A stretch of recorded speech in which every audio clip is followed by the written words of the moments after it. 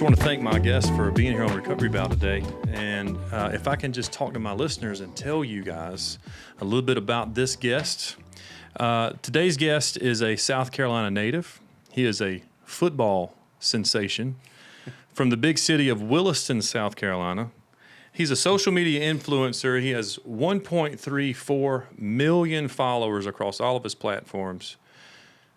The one and only, my first cousin, Ori Lee Kennedy. Heck yeah. What's up, Ori? What's up, buddy? AKA Cornbread Cowboi.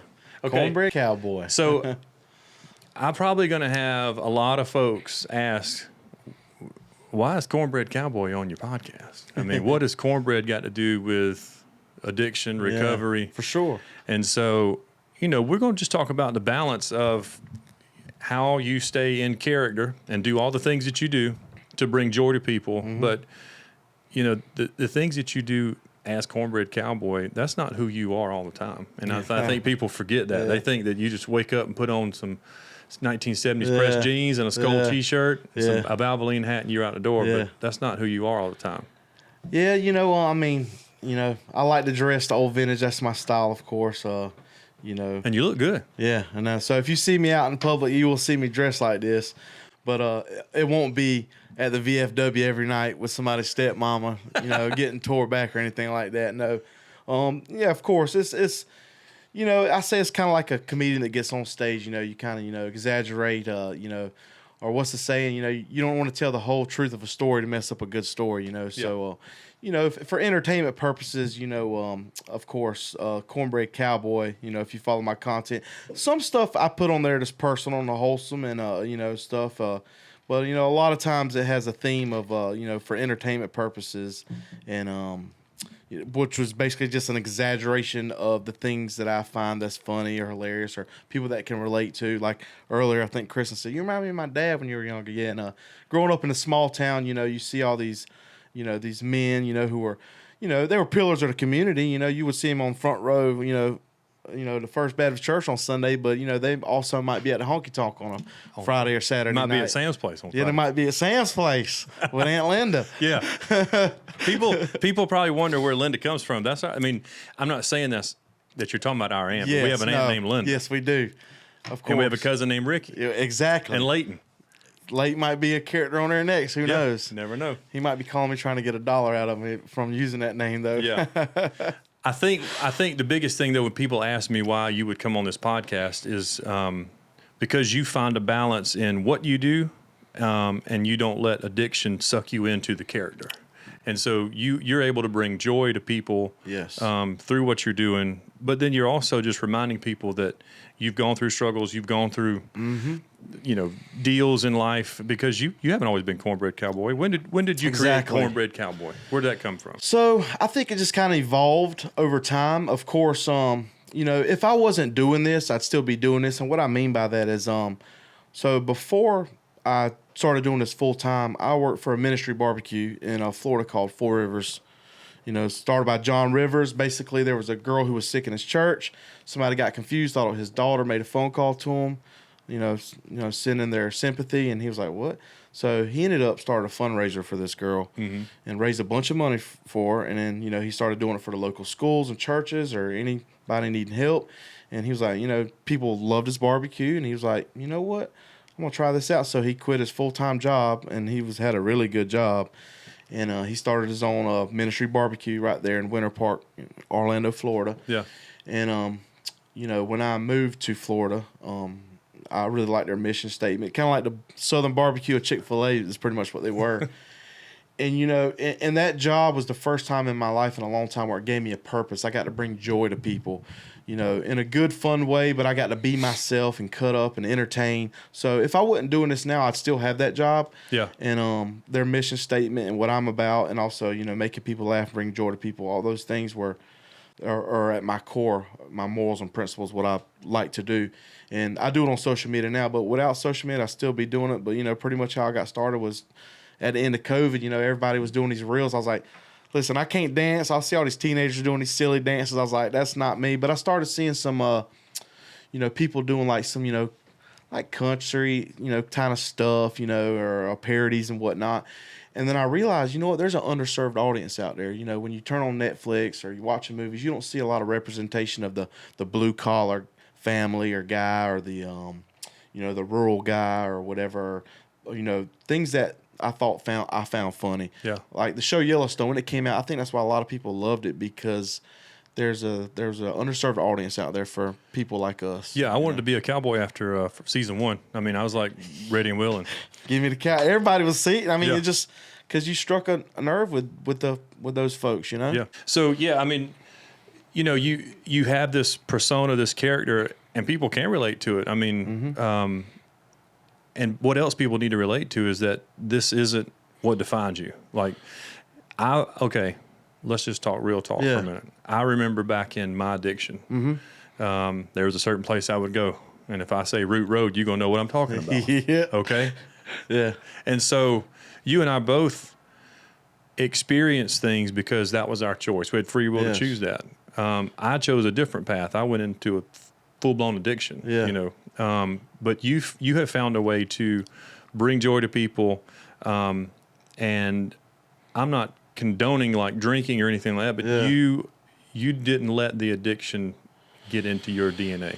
No, for sure. And actually, as I've gotten older, you know, I've parted ways with a lot of parts of me, a lot of the old me, you know. Speaking on addiction, you know, I've been over, I don't count the days anymore, but, you know, when I was younger and worked construction, I had my own addictions, you know, Sure. especially with Root Road. pain pills, you know. Yeah. I love those. And it just got to the point where I just kind of had to, you know, get away and, you know, and find myself, and I did. But for sure. But it's been over a decade now, I believe. That's awesome, man. Yeah. So, but and I was in, you know, and being somebody who's dealt through addiction and stuff. It's you know, at times you feel like a loser, you know, but at times in life, failure and rejection can make you a stronger person. Like I was telling you earlier, like that's why it's good to have people like you or myself. I might have a different theme of how I try to bring positivity and joy to people and give people hope than you, but it's still the same way, because we've both,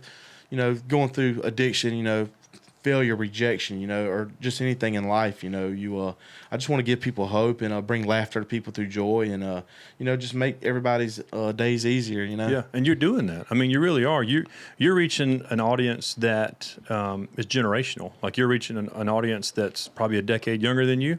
You're reaching the generation that you're in now. You're reaching Papas and Debbie and Leons and Roys, and Yeah. so, you know, I think that's really cool. And so I feel like God's gifted you with something, and you're using that gift to bring joy. And I think He's got a purpose for you too. And it's bigger than, you know, millions of followers. I mean, that's huge. That's massive. But your platform has grown to a point to where you're now in movies. Yeah, it's crazy. I'd never thought about that, and I appreciate the kind words you said. I remember I was working with this guy for Four Rivers. Me and him were pretty tight. His name was Nick West, and he looked at me one day, you know, because I didn't know what I wanted to do. I didn't want to work there forever. I was there for so long. I was there a total of 8 years, and I left, and then I came back, you know, because I was happy there. And he said, you know, you have a gift. He was like, it might not be here forever. He was like, but you have a gift, and you need to use it.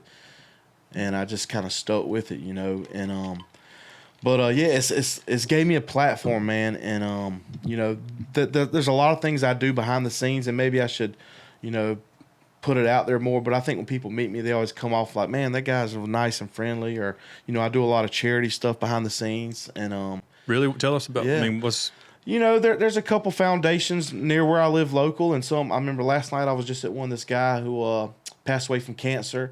And there was another guy there whose daughter got killed by a drunk driver. And we're going to put on something bigger and better next year, because I was kind of late to the party, per se. But anytime, and anybody who's listening to this right now, if there's anything you want to do, because I do have a platform, and I do like to bring attention, to bring awareness, whether it's through fundraising or, you know, just awareness, or no matter what it is, you know, Yeah. I would love to help, because I like using my platform in a positive way, you know, because reaching people through laughter is definitely at my core who I am, but using my platform to, you know, just help people. That's all I want to do, you know? Yeah, I think that's great. What since you've got this stardom, since you've got this platform, what's some of the most coolest thing you've done in the last year or two? Man, I tell you what, it's you know, sometimes it's kind of like this. I don't know if you have a tattoo or if anybody watching has tattoos, but you know, you forget you have them, and then you get in the shower and you're like, oh, I forgot I had that tattoo. So I've not changed as a person. It's just the world around me kind of has. And when I go places like, hey, picture, nice to meet you, and it's like, wow, that's crazy. You know, that's awesome. I'm glad because that means I'm making an impact. But there's times, you know, where I'm like, I remember I was backstage at a concert and I'm sitting by his side talking to you like with Dale Jr. and I'm just like, yeah, and he's like, and I'm sitting with Dale Jr. watching a concert with him like we're buddies, or, you know, or like when I show up to the movie set and my name's on the trailer, I'm just like, pinch me, this ain't real. It's almost like I think they call it imposter syndrome or something. Yeah. But and it's not so much that, it's just I just can't believe this, you know, because I still feel the same. You know, I'm still the same person. It hasn't changed me. I try to stay humble as I can and still be me. But I do understand I have not necessarily the power or responsibility, but I do have a way where I can reach people. And so that's why I was mentioning charities or anything like that. If there's anything I can do, anybody's watching or listening, you know, I believe there was a VFW that they're trying to shut down in Somerville. And, you know, I'm big on veterans and supporting, you know. That's awesome. Veterans. And I'm like, man, I'll share it at least. That's the least I can do is share it, you know. Or, you know, if I can donate, sure, if I can spread the word and get other people. But, you know, trying to balance having fun, being me, it's kept me real busy. And time has flown by, but like you said, I've been in a lot of rooms with a lot of, you know, famous people and stuff, and, you know, from country musicians to athletes. But I tell you what, man, it still don't believe it's real sometimes until I'm reminded, like in a conversation like we're having now. It's crazy. Now, you and I, we're first cousins. Yeah, buddy. So Wagner, baby. We go back. You know, I remember Christmases and coming by y'all's house. See, we lived in a trailer. And there's nothing wrong with that. But we come by your house, and I thought y'all were rich. Y'all lived down there on the we had curve. a brick house. Y'all had a brick house. That thing ain't going nowhere. Yeah. But I remember coming and hanging out over there, and that was some of my most favorite times as a kid because we always got along and had a good time. We always did. I remember the remote control cars and, you know, walkie-talkies, fun stuff like that. I know. And it seems at the time, growing up in a small town, it seemed like Wagner was so far away from Wilson. But looking back, I was like, man, I was just... We can get there in a hop, skip, and a jump. Yeah, right. But, no, growing up... But, you know, I was talking to somebody today about that. I was like, you know, when you grow up in a small town like that, you know, you think that's all there is in the world. But you get older, you realize how small it is. But, that upbringing that we had, you know, I would never change it for anything. No, it's a lot different now. And we grew up in I was born in 79, so I grew up I feel like I grew up in the 80s and 90s. Yeah. I'm Gen X. So, and you're not far behind me. How old are you? I was born in 86, so I'm 37, about to be 38. Yeah, you're knocking on 40. I'm knocking on 40, baby. How long do you think you're going to do this? You know, I'm just going to see. Like Lou Holtz said one time when he left South Carolina. Oh, boy, here we go. He said... Wherever the good Lord takes me, man. I just take it day by day. Of course, my passion is I have other passions and goals I do. You know, I've always wanted to make like documentaries or, you know, of course, movies and acting is more of a passion. Because right now I travel around and make special guest appearances at concerts, and I'll, you know, hop on the microphone, you know, hype the crowd up type stuff. You know, sign stuff, sell merch, do that, you know, just special guest appearances. That's kind of what I do on the weekends the majority of the time. And but that's not my main passion. My main passion would be like, you know, film, acting, documentary, stuff like that. But who knows? Whatever opportunities come that I feel good about and I trust my gut, I'm gonna do it. But I'm gonna keep doing it, man. Yeah. Now, what if an opportunity comes and it's a wife? You think you get married one day? Well, by God, did you not see my post on Facebook that one time? I said, I'm either going to be like Forrest Gump and retire and just cut grass for a living, or I'm going to be a Southern Baptist preacher. Because, man, we had preacher dukes growing up, and Southern Baptist preachers are kind of like comedians in a way, you know? Okay. Tell me about that. Well, there was this one guy, he was a comedian. I believe his brother, they were like very similar, but he was a comedian, and then his brother was a Southern Baptist preacher. But, you know, I remember going to, you know, church and homecoming that. You know, we had Preacher Dukes, and he was talking, Mother's Day. You know, he was just all the cakes and pies. But they sent a message to you, but they did it in a way that kept you entertained or laughed. Yeah. But it was very wholesome, but he still got a good message across. And I believe at my core, that's the kind of person I am. You know, I like to spread positivity through laughter. And I think Southern Baptist preachers, they're always like jolly. You know, they got a little belly on them like me. I just feel like, I feel like I could be a Southern Baptist preacher, but I always say. But married. Oh, yeah, but married, of course. Yeah, when I find the right one, man, you know, these days it's tough, man, you know, because, you know, once you become famous, you know, you have people, you know, everybody wants to be your friend. I get that. And, you know, and it's the same thing, you know, with in relationships, romantic relationships, a lot of, you know, you have a lot of people knocking at your door, you know, but might not have the right intention. And, you know, and of course I like to have fun and cut up and stuff. But at the end of the day, I'm a pretty good judge of character. And I just haven't found the right one yet, you know, haven't found the right one yet. One day you're going to settle down and have little corn fritters running around? Yeah, little corn muffins. Oh, yeah, I'm going to have little corn muffins running around one day. But I think that's great. I'm 37, you know, so. You got time. I got time. You know, got I know plenty of who time. I am as a person now, you know, and going back with you, you have a wonderful family and stuff. And after your addiction, you got married, found the right one. And I think that's the same thing for me. I'm glad I didn't, you know, get married when I was younger because I'm a different person now, you know, and I have different goals and obligations and, you know, and a different life structure. And, you know, I think, you know, I wasn't capable of being a family man in my younger days, you know, because I've had a while, you know, like that Brooks and Dunn song, you know, Brand New Man. And Brand new man. you know, had a wild side of country mile wide or whatever. Yeah. So, but I believe I'm getting to the point where I know myself. I know who I am. And, I'm the older I get, like I moved out the city, I live in a smaller community, and I just like peace. So if I can find a good woman that brings me peace, not like Linda, then I think we'll be all right. I think so. And I'll tell you what I commend you on is like, you know, we've been trying to get together a couple times, and you told me last time, and I applaud you for it, is you said, hey, I just want some me time. You know, I needed, you know, it was football, you know, football season was starting, and you're like, man, I want to be there, but I just need some Ori time for a little bit. So I think that's important that you don't burn yourself on both ends of the candle, because you can get sucked into it. And we talked about this, like just staying humble in what you're doing. And God is just going to continue to bless that. Man, I hope so, man. I pray every day for it. But yeah, no, it's you know, because you know when you get on stage and go to these events, you know, you don't really get to exist as yourself a lot because you know you're either you know taking pictures or you know or doing this or entertaining, or you don't have a you know, or you're not really in a setting where you can just kind of let all your guard down and be yourself. So, and I'm a huge football fan, so that's why when football season started, I was like, you know, I get to be a fan of something. Who you pull for? Gamecocks. Hey, we had a good win against Kentucky. So That was a good win against Kentucky. Yeah. Who y'all play this weekend? Game day's gonna be here. LSU, man. LSU. Now, didn't you say you're hanging out with somebody from LSU possibly this week yeah, or this weekend? So I do a lot of stuff.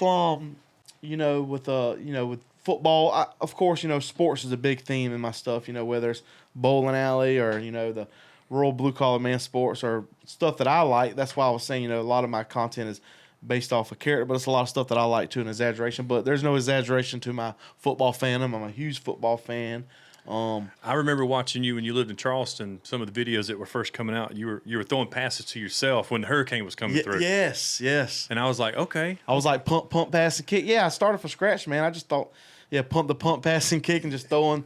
I'm like Uncle Rico out there, man. Had the flag around like. Gosh, who was that when the hurricane was coming? I had the American flag or no? Like a cape or something. Yeah. Oh, yeah, that was a Gamecock flag. Yeah. Okay. Yeah. That's back when I didn't have a smartphone. I didn't have a smartphone until 2015, I think, and that was like an old Android, and it was the video quality was so bad. I know. I couldn't even go find it again. My wife gave me my first smartphone. It was one of her hand-me-downs. When she was getting an upgrade, I never had You was one. like, wow. I thought I was next level, bro. Yeah. I was like, look at this. Right. Because I had to press, if I was typing something out, you had to press the number so many times. Yeah, you got to right. spell out names, yeah, you know? Yeah, for sure. No. But no, speaking of sports, we're going to play a little pickleball here in a minute. Yeah. I'm ready. I've never done it, but I'm ready. And like I said, we're doing stuff a little different with this podcast. One is because, just like you, I want to always make sure I'm reaching people right where they are. Mm-hmm. I can go do things with them outside of this studio. We'll always talk to married couples. We'll always talk to parents. We'll always talk to family, and just talk about, you know, how recovery has strengthened what they're rebuilding. Sure. But how addiction can tear things apart. But, you know, when you and I were talking, you talked about doing a podcast one day and just talking about bringing positivity to just different things. sure. And that's what I want to do, is just remind people that there's positivity and there's great things that are going to happen in life in recovery, because you and I lived life when it wasn't that great. Yes, you know, for I've had a couple of DUIs. Yeah, And if you get 2 in Georgia within 5 years, you get that device on your car that you got to blow into and keep it running. And I mean, it just was not a good time. And so sure. I got a few rapid fire questions I'm going to ask you. Fire them off. Are you sure? Fire them off. Are you ready? I'm ready. Rapid fire number 1. Person you would trade places with for one day. Person I would trade places for one day. They can be dead or alive.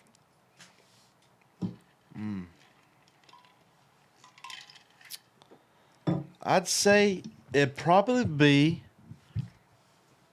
I don't have a specific name, but it would just be a job title. It would probably be probably back in like the 70s or 80s, and I'd be like somebody who's working at a hardware store, and just the people that would come inside there. Hardware store man. Like a hardware store. Owner of the hardware store. Owner of the hardware store. That's you know, and just, or like sitting at Hardee's in the morning with the old timers. You know what I mean? Like it's those in Williston. Man, those simple things bring so much joy to me. Like Yeah, you're right. man, I will go, like even now I'll go like to an antique shop or place, and I've never met a stranger, and I just love conversation with people, hearing stories, telling stories. I'm a storyteller. I love to listen. So I would like to trade places, and I feel like in the 70s or 80s or back then, you know, and I just feel like those stories will be magnificent coming at a hardware store or old Hardee's or something. And it's cool that we're just young enough, but just old enough to have experienced that a little bit. Just a little bit. When we were I don't kids. think you'll get that anymore. You won't get that anymore. Like I saw you were at the Feed and Seed in Wagner one time, and that place has been there for 1,000 years. You know, I think you can walk in there and you can feel like the memories that were there with all the old timers. You know, where they were coming up, going there. You can. I just love that feeling. You see him sitting outside and just hanging out. Yeah, was it David? David still works there. He did a video with me. Yeah, did he really? Yeah. I think he were like, "How did you get him to do that?" But I was like, "Just slap the John Deere hat on your head." Yeah. All right. Rapid fire number 2. Guilty pleasure. Guilty pleasure. Mall Chinese food. I tell you, I will go to the mall. I hate is a strong word. I dislike going to the mall strongly, especially these days. The only time I like going to the mall is during the holidays for nostalgia purposes, because they'll play like the Christmas music and they'll have the lights. But I will go to a mall just to walk in the food court and get a Chinese food. What you get when you go there? Half and half lo mein, half fried rice, and half like the bourbon chicken, and half the general sour sesame with an egg roll and a Coca-Cola. That's it. Tear it up. How about what's the best compliment you've ever got? The best compliment I've ever gotten. Well, it's more of a story compliment, and I've had several of these, but I'll just go back to the first one I had. It was during the holidays. This is when I really first got started with my content, and this lady, she messaged me. She was like, "Sir, I just want to let you know I've been depressed the last couple of years. You know, my father passed away. You remind me of him so much." And it was around Christmas time. She messaged me, probably several days before Christmas. She was like, "I've not been able to get in the Christmas spirit last year or this year. I've discovered your social media.